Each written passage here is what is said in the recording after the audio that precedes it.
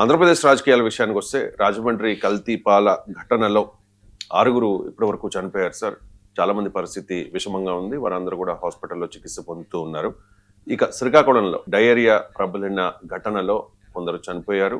ఆ నెంబర్ మీద ఇంకా క్లారిటీ లేదు. కానీ చాలా మంది ఆసుపత్రిలో చికిత్స పొందుతున్న పరిస్థితి. ఇలాంటి సందర్భంలో ప్రతిపక్షం ఖచ్చితంగా ఇది ప్రభుత్వ వైఫల్యము అని ఆరోపిస్తుంది. అలాగే ప్రభుత్వమే బాధ్యత వహించాలి అని చెప్పి డిమాండ్ చేస్తుంది కూడా.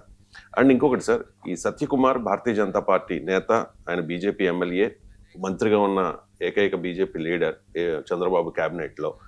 ఇప్పుడు సత్యకుమార్ విషయంలో మాత్రం వైఎస్ఆర్ కాంగ్రెస్ పార్టీ ఒక్క ఆరోపణ కూడా చేయటం లేదు సార్. ఇది చంద్రబాబు సర్కార్ బాధ్యత రాహిత్యము, నిర్లక్ష్యము అని చెప్తోంది తప్ప సత్యకుమార్ని ఒక్క మాట అనడం లేదు. కారణం ఏంటి? కారణం అందరు తెలిసిందే కదా, బీజేపీని శత్రువుగా వైఎస్ఆర్ కాంగ్రెస్ ఎప్పుడు చూడలేదు. మీకు 11 yearsలో టీడీపీ బీజేపీ పోటీ, టీడీపీ వైసీపీ పోటీ పడి బీజేపీకి మద్దతు ఇచ్చాయి. ఒక చిన్న బ్రేక్ పీరియడ్ ఏంటంటే 2019 ఎలక్షన్స్కి ముందు మోడీ ఓడిపోతాడు, బీజేపీ దేశంలో అధికారానికి రాదు అని భావించి చంద్రబాబు నాయుడు ఎన్డీఏ నుంచి బయటికి వచ్చి ఒక ఏడాది పాటు ధర్మ పోరాటం జరిపాడు. అంత కోట్ అండ్ కోట్ ధర్మ పోరాటం. ఆ సమయంలో వైసీపీ కూడా ప్రత్యేక హోదాను ఉపయోగించుకోవడానికి అవిశ్వాస తీర్మానం పెట్టారు. కానీ ఆ సందర్భం కూడా బీజేపీని అటాక్ చేయాలి. అవిశ్వాస తీర్మానంలో ప్రత్యేక హోదా అనే అంశం పైన పెట్టారు అంతే. సో అందువల్ల మీకు president election, vice president election, కీలకమైన బిల్లులు అన్నిట్లో టీడీపీ వైసీపీ ఒకే వైఖరి. ఢిల్లీలో మీకు ఆంధ్రలో కొట్టుకుంటారు కానీ ఢిల్లీలో కలిసే ఉంటారు. మీకు 2019-24 మధ్య కాలంలో జగన్మోహన్ రెడ్డి ముఖ్యమంత్రిగా ఉన్న సమయంలో మీకు గుర్తుండే ఉంటుంది, పెట్రోల్ డీజిల్ ఛార్జీలు పెరిగినా కూడా మోడీ ప్రభుత్వాన్ని చంద్రబాబు అడిగేవాడు కాదు, జగన్ని అడిగేవాడు. మన రాష్ట్రంలో ఎందుకని పెట్రోల్ డీజిల్ ఛార్జీలు పెంచారు, అందరికీ తెలుసు పెట్రోల్ డీజిల్ పైన సెంట్రల్ ట్యాక్సెస్ అని, అయినా కూడా అడిగేవాళ్ళు. ఎందుకు మోడీని అడగడం ఇష్టం లేదు కనుక. ఇప్పటికి కూడా మీరు గమనించండి, జగన్ పైన పెద్ద ఆరోపణ, జగన్ పేరు పెట్టకపోయినా ప్రభుత్వ అధినేత అని చెప్పారు. అదాని దగ్గర 750 కోట్లు లంచం తీసుకొని సోలార్ ఎనర్జీ కాంట్రాక్ట్లకు ఆంధ్రప్రదేశ్ ఒప్పుకుంది అన్న ఆరోపణ. ఈ ఆరోపణ తెలుగుదేశమే చేసింది. పయ్యావుల కేశవ్, ఇప్పుడు రాష్ట్ర ఆర్థిక మంత్రి, అప్పటి పబ్లిక్ అకౌంట్స్ కమిటీ చైర్మన్, హైకోర్టుకి వెళ్ళాడు, ఎలక్ట్రిసిటీ రెగ్యులేటర్ దగ్గరికి వెళ్ళాడు, చాలా పెద్ద ఎత్తున పోరాటం చేశారు. ఆఖరికి America justice department, America security exchange commission కూడా మీకు అమెరికన్ కోర్టులో కేసు వేశారు. కానీ ఇప్పటి వరకు జగన్మోహన్ రెడ్డి పైన ఎఫ్ఐఆర్ అని ఉంది. దానిపైన మీరు తిరుమల లడ్డూలో కల్తీ గురించి రోజు మాట్లాడే చంద్రబాబు నాయుడు అదాని దగ్గర జగన్ 750 కోట్లు తిన్నాడని ఇంతవరకు ఒక్కసారి అనడం మీరు గమనించవచ్చు. ఒక్కసారైనా అదాని దగ్గర తిన్నడు అని అనలేదు, అసలు తిన్నడనే అంటలేరు. First point. సో ఆఖరికి ఆ అదాని దగ్గర డబ్బులు తిని కుదుర్చుకున్న అవినీతి ఒప్పందాలను గతంలో టీడీపీ అని ఇప్పుడు వాటి క్యాన్సల్ చేయలేదు. జగన్మోహన్ రెడ్డి పైన ఎఫ్ఐఆర్ దాఖలు చేయలేదు. ఎందుకంటే జగన్ పైన ఎఫ్ఐఆర్ దాఖలు చేస్తే అదాని పైన కూడా చేయాల్సి వస్తుంది. అదాని నరేంద్ర మోడీ మిత్రుడు, అందుకే ఏమీ చేయలేని పరిస్థితి. సో అందువల్ల మీకు క్లియర్గా అదే సేమ్ విషయం జగన్మోహన్ రెడ్డికి కూడా. ఎందుకంటే బీజేపీతో ఘర్షణ పడడం జగన్కి ఇష్టం లేదు. వైఎస్ఆర్ కాంగ్రెస్ ఇది నాన్ ఎన్డీఏ అలై, తెలుగుదేశమేమో ఎన్డీఏ భాగస్వామ్య పక్షం, వైఎస్ఆర్ కాంగ్రెస్ ఏమో ఎన్డీఏ మిత్రపక్షం. ఇది రియాలిటీ. అందుకే మీకు ఆంధ్రప్రదేశ్లో ప్రత్యేక హోదా గురించి ఒక్కరు మాట్లాడరు, మీకు కేంద్ర ప్రభుత్వం విధానాల గురించి ఒక్కరూ మాట్లాడరు. ఇప్పుడు విశాఖ రైల్వే జోన్, నా ఆదాయం లేని రైల్వే జోన్ ఇచ్చినా కూడా ఎవరు మాట్లాడరు. మీకు అమరావతికి గురించి సహాయం చేయమని ఎవరు అడగరు. 50,000 ఇవ్వని 50,000 కోట్లు ఇవ్వచ్చు కదా అని అడుగుతున్నారా? ఎవ్వరు అడగరు. మీకు గమనించండి. ఎందుకు అడగరా అంటే అందరూ బీజేపీకి మిత్రులే. బీజేపీకి ఆంధ్రప్రదేశ్ నుంచి 25 ఎంపీలు ఉన్నారు. ఇది ఏ పార్టీ అన్నా గెలవనియండి, వైసీపీ వాళ్ళు గెలిచారా, టీడీపీ వాళ్ళు గెలిచారా సంబంధం లేదు. దీనికి కారణం ఏంటి? అందరికీ ఆ కారణాలకు కూడా సత్యకుమార్ అటాక్ చేస్తే, బీజేపీతో ఘర్షణ పడితే ఏం జరుగుతుందో మీకు ఇవాళ పత్రికలో ఉంది. చిదంబరం పైన ఈడీ ప్రాసిక్యూషన్ అనుమతి తీసుకుంది. సో తమిళనాడులో ఎన్నికలు ఉన్నాయి, చిదంబరం మీద కలబడుతున్నారు. చిదంబరం నీతివంతుడు, ఆయన అవినీతి చేయలేదన్న నా వాదన కాదు. 2006-7 సంబంధించిన ఎయిర్సెల్ మ్యాక్సిస్ ఐఎన్ఎక్స్ మీడియా కేసు అది 2011లో ఫస్ట్ ఎఫ్ఐఆర్ దాఖలైంది, 2017లో మరో ఎఫ్ఐఆర్ దాఖలైంది, 15 ఏళ్ళ తర్వాత 20 ఏళ్ళ తర్వాత జరిగిన తర్వాత ఇప్పుడు ఈడీ ప్రాసిక్యూషన్ కడుగుతాడు. ఇంతకాలం ఏం చేసింది మరి ఈడీ ఎందుకు అడగలేదు ప్రాసిక్యూషన్? Nobody nose. కరెక్ట్గా తమిళనాడు ఎన్నికలు ఉన్నాయి, దిగింది ఈడీ.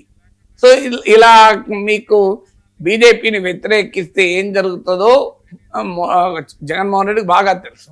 బీజేపీని సమర్థిస్తే ఏం జరుగుతుందో మమతా బెనర్జీ ఇలా ఇండియా కూటమిలో ముసలం పుట్టిస్తోంది కనుక మమతా అల్లుడు అభిషేక్ బెనర్జీ పైన సిబిఐ దూకుడు ఆగిపోయింది కదా మీరు చూడండి.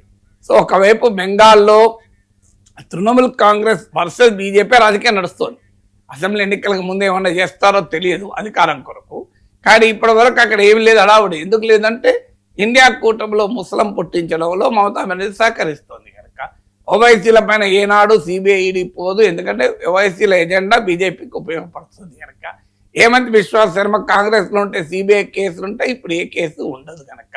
అశోక్ చౌహాన్ అవినీతి పరుడు అని చెప్పి పార్లమెంటుకే నివేదిక కేంద్ర ప్రభుత్వం ఇచ్చి 10 రోజుల తర్వాత అదే అశోక్ చౌహాన్ బీజేపీలో చేర్చుకొని రాజ్యసభ సీట్ ఇచ్చి పార్టీ ప్రధాన క్యాంపెయినర్ చేసింది. ఇవన్నీ చూసిన జగన్మోహన్ రెడ్డికి బీజేపీతో పెట్టుకుంటే ఎట్లా ఆల్రెడీ ఈడీ కేసులు సిబిఐ కేసులు ఉన్నాయి.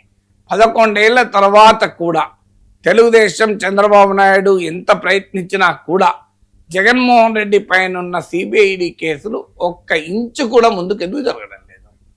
ఇది సరిపోతుందా? నిజంగానే చంద్రబాబు నాయుడుకి అవకాశం వస్తే సెంట్రల్ ఏజెన్సీ భరతం పట్టాలని కోరుకుంటారు కదా. అదెందుకు వివేక హత్య కేసు సిబిఐకి అప్పచెప్పారు. సో ఏమైనా అడగన ఇంచన్న ముందుకేస్తుందా? అంతర్వేది రతన్ దగ్ధం కేసు సిబిఐకి అప్పచెప్పారు, 1 ఇంచైనా ముందుకేస్తుందా? మీకు చూడండి. సో వివేక హత్య కేసులో గుండెపోటుకు గొడ్డలిపెట్టుకు గుండెపోటుకు మధ్య ఏం జరిగింది అని చర్చ నడుతున్నా వివేక హత్య కేసులో ఎవరికి ఎందుకు శిక్షలు పడతలేవు? ఈ ప్రభుత్వం వచ్చి కూడా 1.5 years అయినా కూడా ఎందుకు మరి కేసు వివేక హత్య కేసు కొలిక్కి రావడం లేదు? సో మీకు ఇవి ఏవి రావు కూడా. చూడండి, వైఎస్ఆర్ కాంగ్రెస్ బీజేపీల మధ్య అప్రకటిత స్నేహం ఉన్నంత కాలం ఇవి ఏవి బయటకు రావు. ఇంతవరకు 11 ఏళ్ళుగా కోర్టుకు పోకపోయినా బెయిల్ రద్దుకు సిబిఐ ఈడీ ఎందుకు అడగదు? బెయిల్ పైన ఎలా ఉండగలుగుతున్నాడు జగన్ అధికారంలో ఉన్నా లేకపోయినా? ఇదంతా మోడీ అమిత్ షాలు చలవలేకుండా సాధ్యమైంది, అందరికీ తెలిసింది. బీజేపీ వైఎస్ఆర్ కాంగ్రెస్ అవసరం లేకపోయినా మద్దతు అడుగుతలేదా? లోక్సభ స్పీకర్ పదవికి వైస్ ప్రెసిడెంట్కి జరిగిన ఎన్నికల్లో నిజంగా ఎన్డీఏకి మెజారిటీ ఉంది, వైసీపీ మద్దతే అవసరం లేదు. ఆయన ఎందుకు అడిగారు? పోనీ మేము అన్ని పార్టీల మద్దతు అడిగినామంటే బీఆర్ఎస్ మద్దతు అడగలేదు. బీఆర్ఎస్ మద్దతుతో అడగకుండా బీఆర్ఎస్కు లోక్సభలో అంటే మెంబర్స్ లేదు, ఓకే. వైస్ ప్రెసిడెంట్కి ఉన్నారు కదా బీఆర్ఎస్ రాజ్యసభ సభ్యులు, మరి వైస్ ప్రెసిడెంట్కు బీఆర్ఎస్ ఎందుకు బీజేపీ అడగలేదు? వైఎస్ఆర్ కాంగ్రెస్ ఎందుకు అడిగింది? అవసరం ఉంటే ఇద్దరిని అడగాలి, అవసరం లేకపోతే ఇద్దరిని అడగద్దు. అవసరం లేకపోయినా వైఎస్ఆర్ కాంగ్రెస్ అడిగింది, బీఆర్ఎస్ని అడగలే అంటే అర్థం ఏంటి? బీఆర్ఎస్ను ప్రత్యర్థిగా చూస్తున్నారు, వైఎస్ఆర్ కాంగ్రెస్ ప్రత్యర్థిగా చూడడం లేదు అనేది క్లియర్ కేస్ కదా. సో అందుకే కదా ఇప్పుడు ఈ మధ్య చంద్రబాబు నాయుడు బీజేపీని కోరాడు లడ్డూ విషయంలో క్రియాశీలకంగా ఉండండి అని. అంటే జగన్మోహన్ రెడ్డి పైన టీడీపీ జరుపుతున్న మెయిన్ వార్లోనే బీజేపీ క్రియాశీలకంగా లేదు. అదే కదా ఇప్పుడు చంద్రబాబు నాయుడు ఆవేదన కూడా, మీరు క్రియాశీలకంగా ఉండాలి అని మేము తిట్టినట్టే మీరు జగన్ తిట్టాలంటే వాళ్ళు తిడతలేరు. వాళ్ళు జగన్మోహన్ రెడ్డిని శత్రువుగా చూడడమే లేదు. ఎందుకంటే ఎప్పుడు చంద్రబాబు నాయుడు మళ్ళీ ధర్మ పోరాటాలు చేస్తారో వాళ్ళకి అనుమానం. బీజేపీకి మోడీకి డౌట్ ఏంటంటే చంద్రబాబు నాయుడు మా అవసరానికి అనుగుణంగా మారుతాడు. గతంలో బీజేపీతో కార్గిల్ వార్ తర్వాత కలిశాడు, తర్వాత గుజరాత్ అల్లర్లప్పుడు హడావుడి చేశాడు, తర్వాత మాది చారిత్రక తప్పిదం, మాది సెక్యులర్ పార్టీ, కమ్యూనల్ పార్టీస్ అయిన బీజేపీతో మేమెట్ట కలుస్తాం, మీకు జీవితంలో కలవమన్నాడు. మళ్ళీ 2014లో కలిశాడు, 2018లో మళ్ళీ ధర్మ పోరాటం, భార్యకే న్యాయం చేయలేని వాడు దేశానికి ఏం న్యాయం చేస్తాడని ఇష్టం వచ్చినట్టుగా మోడీ పైన అటాక్, అమిత్ షా పైన కార్ల పైన రాళ్ళు, మోడీకి నల్ల జెండాలు చూపెట్టారు తెలుగుదేశం. తర్వాత మళ్ళీ వెంటనే మోడీ మించిన లేడు ప్రపంచంలో, మోడీయే గొప్ప నాయకుడు. అసలు మోడీ అంటే అసలు మామూలు విషయం కాదని రోజు బీజేపీ ముఖ్యమంత్రిగా ఎక్కువ పొగుడుతున్నాడు. ఇదంతా తెలిసిన బీజేపీకి మోడీకి చంద్రబాబు మీద నమ్మకంతో జగన్తో పెట్టుకుంటారా? ఏమో రేపు జగన్ అవసరం ఉంటుందేమో, నష్టమే ఉన్నది. చంద్రబాబు కన్సిస్టెన్సీ పైన వాళ్ళ నమ్మకం లేదు. రేపు మళ్ళీ వైసీపీకి ఎంపీ సీట్లు వస్తే ఎట్లా?